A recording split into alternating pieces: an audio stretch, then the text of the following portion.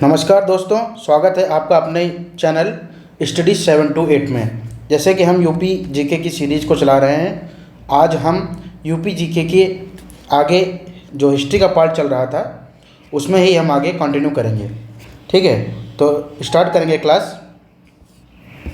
यहाँ पर देखिए उत्तर प्रदेश के इतिहास के बारे में। उत्तर प्रदेश का जो इतिहास है इसके बारे में आगे हम देखेंगे। उत्तर प्रदेश में भक्ति आंदोलन के बारे में। भक्ति आंदोलन क्या है? उत्तरी और पूर्वी भारत महाराष्ट्र के सल्तनत काल के दौरान भक्ति आंदोलन हुए थे। भक्ति आंदोलन कब हुए थे? सल्तनत काल के दौरान। क्वेश्चन आ गया है, अगर भक्ति आंदोलन कब से प्रारंभ हुए थे तो सल्तनत काल के दौरान भक्ति आंदोलन प्रारंभ हुए थे। आगे पॉइंट क्या है? भक्ति आंदोलन दक्षिण भारत में अलवारों और नयनारों के माध्यम से फैला, जिसने कालांतर में उत्तर भारत और संपूर्ण दक्षिण एशिया में प्रभाव डाला। ठीक है, तो भक्ति आंदोलन में दक्षिण भारत में सिर्फ दो ही तरह के भक्त जो है रहते थे। कौन से? अलवार और नयनार। ठीक है, लेकिन ये पहले दक्षिण भारत तक ही सीमित थे, लेकिन बाद में क्या हुआ? बाद में ये अब उत्तर भारत और संपूर्ण दक्षिण एशिया तक इनका प्रभाव जा चुका है। अब क्या देखेंगे? अब भक्ति आंदोलन के कुछ प्रमुख संतों के बारे में जानकारी लेंगे। इनसे क्वेश्चन बहुत आते हैं। तो भक्ति आंदोलन के प्रमुख संत कौन कौन से हैं? पहले हम देखेंगे रामानंद जी के बारे में। कौन? पहले हम देखेंगे रामानंद जी के बारे में। इन्होंने क्या बताया? इनके बारे में जानकारी लेंगे।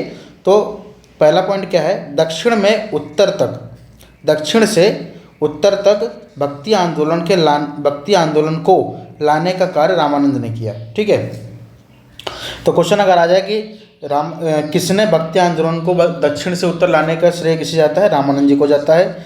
ठीक है, वे रामानुज के शिष्य थे।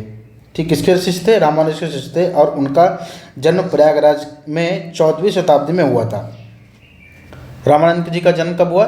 14वीं शताब्दी में हुआ था। कहाँ हुआ था? प्रयागराज में। इन्होंने सभी जातियों को अपना शिष्य बनाया और हिंदी में उपदेश दिए। रामानंद जी ने किस में उपदेश दिए? हिंदी में उपदेश दिए, और इनका जन्म कहाँ हुआ था? प्रयागराज में हुआ था। अगला पॉइंट क्या है? एकेश्वरवाद के पक्ष में रामानंद ने राम की भक्ति को प्रचारित किया। ठीक है, एकेश्वरवाद के पक्ष में रामानंद ने क्या किया? रामानंद जी किसके भक्त थे? राम जी के भक्त थे, और इन्होंने राम भक्ति को ही इन्होंने प्रोत्साहित भी किया। जबकि कबीर, रैदास, सेना आदि उनके प्रमुख शिष्य थे। ठीक है, तो कबीरदास जी, रैदास जी, सेना, ये सभी जो है किसके शिष्य थे? रामानंद जी के शिष्य थे। अगला पॉइंट देखेंगे। अगला पॉइंट क्या है? अगले संत हैं रैदास। रैदास किसके शिष्य थे? ये रामानंद के शिष्य थे। इनके बारे में जानकारी लेंगे।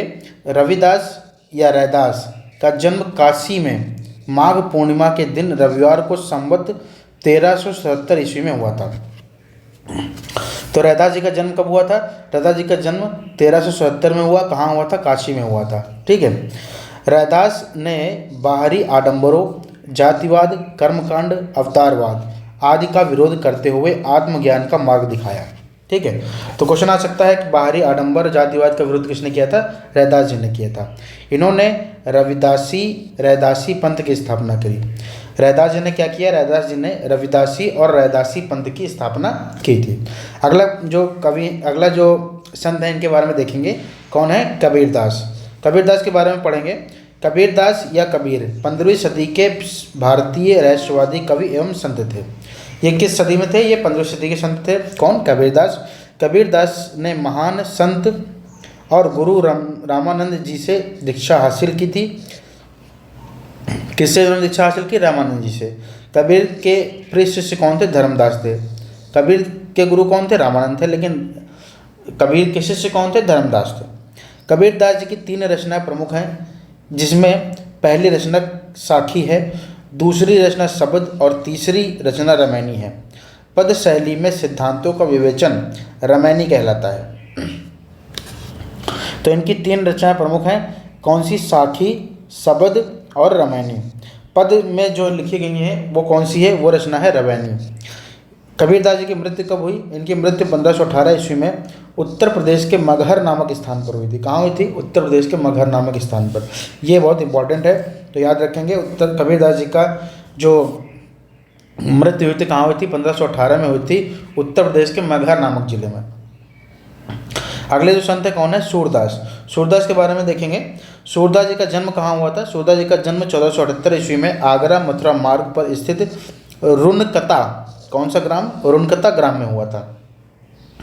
अगला पॉइंट क्या है? यह वल्लभाचार्य के शिष्य थे। सूरदास जी किसके शिष्य थे? वल्लभाचार्य के शिष्य थे और मुगल बादशाह अकबर एवं जहांगीर के समकालीन थे। क्वेश्चन आ सकता है कि सूरदास किसके समकालीन थे? अकबर और जहांगीर के समकालीन थे। इनके शिष्य का नाम क्या था? वल्लभाचार्य था। अगला देखेंगे वल्लभाचार्य जी के बारे में। वल्लभाचार्य जी का जो जन्म था वो कब हुआ? 1478 ईस्वी में काशी में हुआ और वे शुद्धाद्वैत के मानते थे। यह भगवान कृष्ण के अवतार थे, ऐसा माना जाता है। तो वल्लभाचार्य किसको मानते थे? ये शुद्धाद्वैत के प्रतिपादक कौन थे? वल्लभाचार्य थे।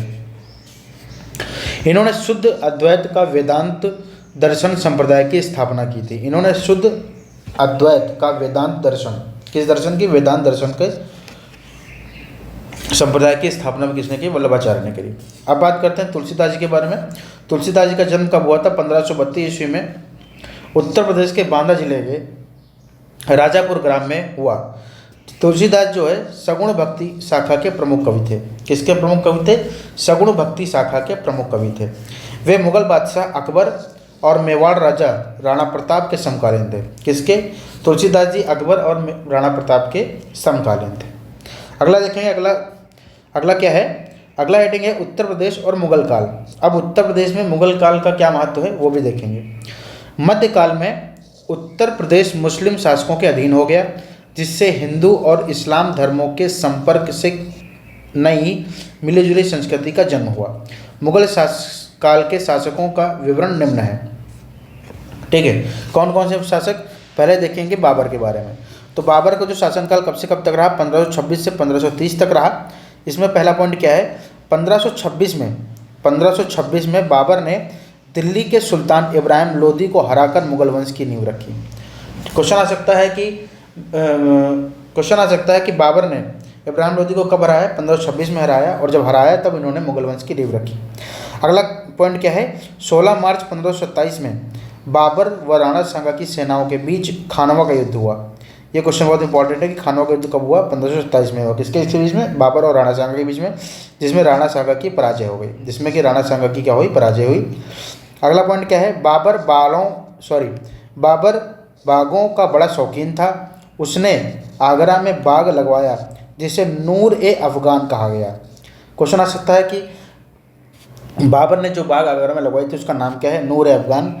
परंतु अब इसे आराम बाग कहा जाता है। क्या कहा जाता है? आराम बाग कहा जाता है। लेकिन जब बाबर ने लगवाया तब क्या था? नूर ए अफगान। अगला पॉइंट क्या है? अगला पॉइंट है बाबर की मृत्यु 1530 को हुई। इसका शरीर आगरा के आराम बाग में दफनाया गया।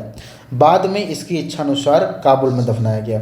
जब अकबर की मृत्यु हुई 1530 में, तब इसके शव को आराम बाग में दफनाया गया, जिसे नूर ए अफगान कहा जाता था। लेकिन बाद में इसकी इच्छा ये थी कि मेरा शव काबुल में दफनाया जाए, तो बाद में काबुल में दफनाया गया। अगला जो शासक है कौन है? हुमायूं। हुमायूं का शासनकाल 1530 से 1540 और फिर 1555 से 1556। ऐसा क्यों? क्योंकि 1540 और 55 के बीच में शेरशाह सूरी जो है वो दिल्ली के गद्दी पर बैठा था। पहला पॉइंट क्या है कि बाबर के मृत्यु के बाद नसरुद्दीन हुमायूं 1530 ईस्वी को राजधानी आगरा में 23 वर्ष की अवस्था में मुगल सिंहासन पर बैठा। कौन? हुमायूं। अगला पॉइंट क्या है? कालिंजर का युद्ध कब हुआ? कालिंजर का युद्ध 1531 में हुआ। ये क्वेश्चन बहुत इंपॉर्टेंट है। कालिंजर का युद्ध कब हुआ? 1531 में हुआ। हुमायूं ने बुंदेलखंड में कालिंजर के किले को घेर लिया। मुगलों ने किले को घेर लिया, किंतु हुमायूं को सूचना मिली कि अफगान सरदार महमूद लोदी बिहार से जौनपुर की ओर बढ़ रहा है, तो वह कालिंजर के राजा से अपने पक्ष में संधि करके जौनपुर की ओर बढ़ गया। ठीक। अगला पॉइंट क्या है? 1532 में हुमायूं ने अफगान सेनाओं को पराजित किया और जौनपुर को अपने अधिकार में ले लिया। किसने? हुमायूं ने 1532 में अफगान सेनाओं को पराजित किया और जौनपुर को अपने अधिकार में ले लिया। अगला पॉइंट क्या है? हुमायूं ने चुनार पर घेरा डाला, जो उस समय शेर खां नामक एक अफगान के अधीन था। 4 महीने के बाद हुमायूं ने किले पर अधिकार कर लिया। अगला पॉइंट क्या है, शेर खान ने मुगल साम्राज्य की अधीनता स्वीकार कर अपने पुत्र को बंधक के रूप में सौंप दिया। ठीक है, ये शेर खान कौन है? ये शेर खान वही है, शेरशाह सूरी।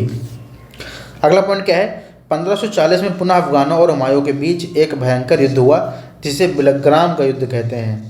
क्वेश्चन आ सकता है, बहुत बार आया हुआ है। बिलग्राम का युद्ध कब हुआ? 1540 में हुआ, तथा कन्नौज का युद्ध भी कहा जाता है। इस युद्ध में हुमायूं बुरी तरह पराजित हुआ, जिसके बाद उसने 15 वर्ष तक निर्वासित जीवन बिताया। किंतु 1555 में पुनः अफगानों को हराकर हुमायूं ने दिल्ली की गद्दी पर अधिकार कर लिया।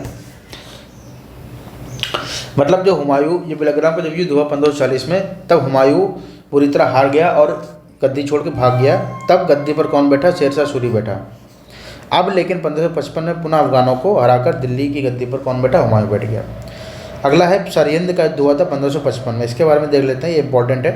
1555 में अफगान सेना और मुगल सेना के बीच सरहिंद का युद्ध हुआ। अफगान सेना का नेतृत्व सुल्तान सिकंदर शाह सूरी और मुगल सेना का नेतृत्व बैरम खान ने किया। इस युद्ध में अफगानों की पराजय हुई और पुनः दिल्ली की तख्त पर हुमायूं को बैठने का सौभाग्य मिला सरहिंद के युद्ध के बाद। अगला देखते हैं अकबर के बारे में। अगर अकबर के बारे में देखेंगे, इसमें क्या है, अकबर के बारे में पहला पॉइंट ये है कि पंजाब के गुरदासपुर जिले के कालानौर में हुमायूं की मृत्यु की सूचना मिलने पर बैरम खान ने 1556 में अकबर का राज्याभिषेक किया। कब? 1556 में। किसने किया? बैरम खान ने। अगला पॉइंट क्या है, पानीपत का द्वितीय युद्ध 1556 को उत्तर भारत के हिंदू शासक हेमचंद्र विक्रमादित्य, जिसे हेमू कहा जाता है, और अकबर की सेना के मध्य पानीपत के मैदान में युद्ध हुआ। कब? द्वितीय जो पानीपत युद्ध हुआ था वो अकबर और हेमू के बीच में हुआ। अगला पॉइंट है 1558 तथा 1560 के बीच ग्वालियर, अजमेर एवं जौनपुर इनमें मिला लिए गए। ठीक, अकबर के साम्राज्य में मिला लिए गए। 1570 और 85 तक फतेहपुर सीकरी मुगल साम्राज्य की राजधानी बनी। अगला पॉइंट है, अकबर ने अपनी गुजरात विजय की स्मृति में राजधानी फतेहपुर से बुलंद दरवाज़ा बनवाया। ठीक है, जब अकबर की गुजरात विजय हुई तब राजधानी फतेहपुर सीकरी में क्या करवाया? अकबर ने बुलंद दरवाज़ा बनवाया था। 1600 में अकबर ने अपनी राजधानी पुनः आगरा में स्थानांतरित कर दी। पहले राजधानी क्या थी? फतेहपुर सीकरी थी, लेकिन अब कौन सी हो गई? अब हो गई आगरा। कब? 1600 ईस्वी में। दक्षिण बिहार के शासक सुलेमान करानी के पुत्र दाऊद ने उत्तर प्रदेश के गाजीपुर जिले में स्थित जमानिया पर आक्रमण करके भी अकबर के साथ शत्रुता कर ली। किसने? दक्षिण बिहार का शासक था सुलेमान करानी ने हमला किया जमानिया पर और अकबर से, इससे अकबर से क्या हो गई? शत्रुता हो गई। अकबर ने अपने शासनकाल में जौनपुर में भारत के सबसे बड़े पुल का निर्माण कराया था अकबर ने। अगला पॉइंट क्या है? अगला पॉइंट ये है, अकबर के नवरत्नों में शामिल दो प्रसिद्ध मंत्री टोडरमल जो कि सीतापुर के थे और बीरबल जो कि कालपी उत्तर प्रदेश के थे। ठीक है, बीरबल का जन्म कब हुआ था? बीरबल का जन्म कालपी में हुआ, 1528 में हुआ, और बीरबल को 1586 में न्याय विभाग का उच्चाधिकारी नियुक्त किया गया। उसे राजा की पदवी भी प्राप्त की गई। किसे? बीरबल को। बीरबल का जन्म कहाँ हुआ था? कालपी में हुआ था। कब हुआ था? 1528 में हुआ। उसके बाद 1586 में न्याय विभाग का उच्चाधिकारी नियुक्त कर दिया। किसे? बीरबल को। अगला पॉइंट क्या है? अगला पॉइंट है, बीरबल दीन ए इलाही धर्म को मानने वाला एकमात्र हिंदू था। 1586 में यूसुफ जाहियों के विरुद्ध लड़ते हुए बीरबल की मृत्यु हो गई। तो क्वेश्चन आ सकता है कि बीरबल की मृत्यु कब हुई? बीरबल की मृत्यु हुई 1586 में। क्वेश्चन ये भी आ सकता है कि दीन ए इलाही धर्म को मानने वाला एकमात्र हिंदू कौन था? बीरबल था। अगला पॉइंट है, प्रयाग शहर का नाम इलाहाबाद किसने रखा था? अकबर ने। प्रयाग शहर का जो निर्माण है, जो नाम है वो अकबर ने क्या रखा? इलाहाबाद रखा। टोडरमल अकबर के नवरत्नों में से एक थे। राजा टोडरमल का जन्म स्थान अवध प्रांत के सीतापुर जिले के अंतर्गत तारापुर नामक ग्राम में हुआ था। किसका? टोडरमल का। अकबर के इस रत्न टोडरमल को भूमि संबंधी सुधारों के लिए याद किया जाता है, क्योंकि टोडरमल ने बहुत से ऐसे पैमाने दिए थे जो भूमि को मापने में आज भी यूज किए जाते हैं। अगला पॉइंट क्या है? अकबर का राजकवि फैजी जो कि अबुल फजल का भाई था, इसी के अधीन अकबर ने अनुवाद विभाग की स्थापना की थी। किसके विभाग की स्थापना की? अनुवाद विभाग की स्थापना की। अकबर ने भारत में दरबारी इतिहास लेखन की परंपरा की शुरुआत की। किसने? अकबर ने। अकबर की मृत्यु कब हुई? अकबर की मृत्यु 16 अक्टूबर 1605 को आगरा के निकट सिकंदरा में हुई। अकबर की मृत्यु कब हुई? 16 अक्टूबर 1605 को आगरा के निकट कहाँ हुई थी? सिकंदरा में हुई। अगला देखते हैं, अगला जो शासक है वो है जहांगीर। जहांगीर का जो शासनकाल है 1605 से 1627 तक है। जहांगीर का जो जन्म हुआ था वो 1529 में शेख सलीम चिश्ती के आशीर्वाद से हुआ, इसीलिए इसका नाम सलीम रखा गया। जहांगीर ने आगरा के किले की शाहबुर्ग के मध्य एक न्याय की जंजीर लगवाई। जहांगीर ने आगरा के किले की शाहबुर्ज के मध्य एक न्याय की जंजीर लगवाई। किसने? जहांगीर ने। जहांगीर का नूर जहां या मेहरुन्निसा से विवाह 1611 में हुआ था। 1605 में अकबर की मृत्यु के एक सप्ताह के पश्चात 36 वर्ष की आयु में सलीम आगरा के राज सिंहासन पर बैठा और नसीरुद्दीन मोहम्मद जहांगीर बादशाह गाजी की उपाधि धारण की। ठीक है, अगला पॉइंट क्या है? जहांगीर ने गुरु अर्जुन देव सिखों, जो कि सिखों के 5वें गुरु थे, इनकी हत्या करवा दी थी लाहौर में। कब? 1606 में करवा दी थी।